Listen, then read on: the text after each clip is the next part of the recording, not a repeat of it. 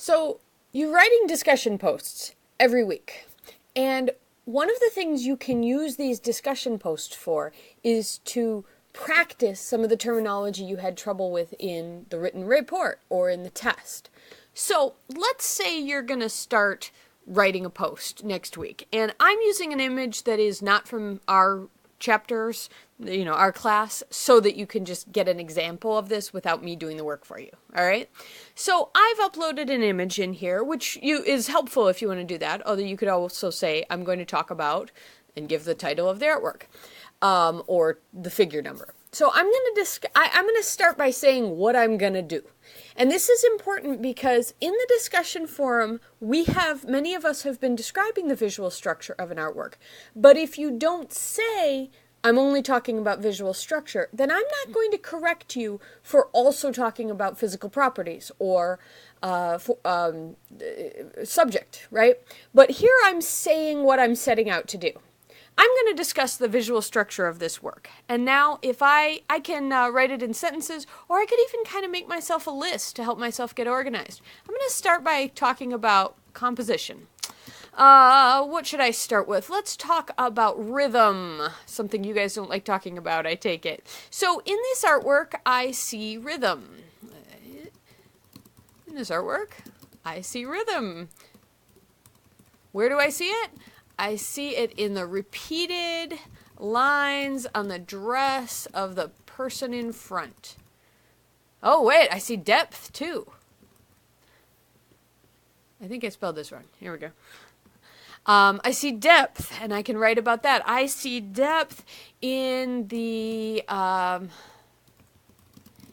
overlapping shapes of the figures and the trees. Now, depth happens to be a formal elements. And I can organize it this way, and I can go back and change things and edit my post. I can, as I notice things, I can add them in there. Wow, the colors are crazy here.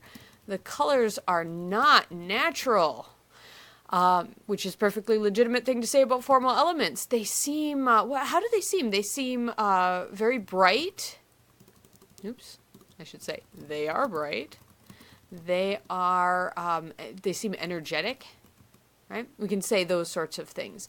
Now, maybe I want to say, I noticed the snake at the bottom biting someone.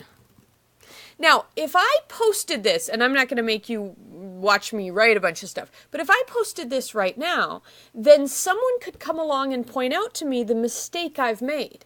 Because I say I'm going to talk about visual structure, and then I talk about the snake biting someone, the instructor or one of your classmates could come back and say, hey, wait, you're almost correct on visual structure, but you've made a mistake.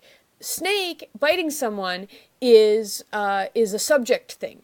And yeah, it's at the bottom, but could you turn that into visual structure terminology? And then you could, on another post or editing your post, you could say, what? I notice a green line at the bottom. Get rid of that stuff. I notice a curvy green line. Loopy. Right? And that way we're helping to make our explanation more clear and more specific to the concept, right? The visual structure terminology, which is what I'm focusing on here. Now, if that's not enough words for you and you're trying to meet your 100 words limit, I could say I'm now going to talk about let's say physical properties. And under this section, I could say, this is an oil painting. And I could spell it correctly. And now your readers, again, can help you edit this. And if you've made a mistake and written about a subject here, they can help you point out that that's an error. No, get rid of that. This is an oil painting. It's a rectangle. Right? Those sorts of things. So take advantage of the discussion forum to do this. It's going to be useful for you. And those of you who are still missing points on either the written reports or on the quizzes, when you are mistaking visual structure for subject, or when you are mistaking physical properties for cultural context, or whatever it is, then we can help fix that. If you just start talking about an artwork, that's fine. You get the points for the weekly discussion post, but you may be making mistakes that I'm not aware of and I'm not able to correct because you haven't told me that you're only talking about one or the other. So help me know what you're thinking of and help me help you practice this terminology.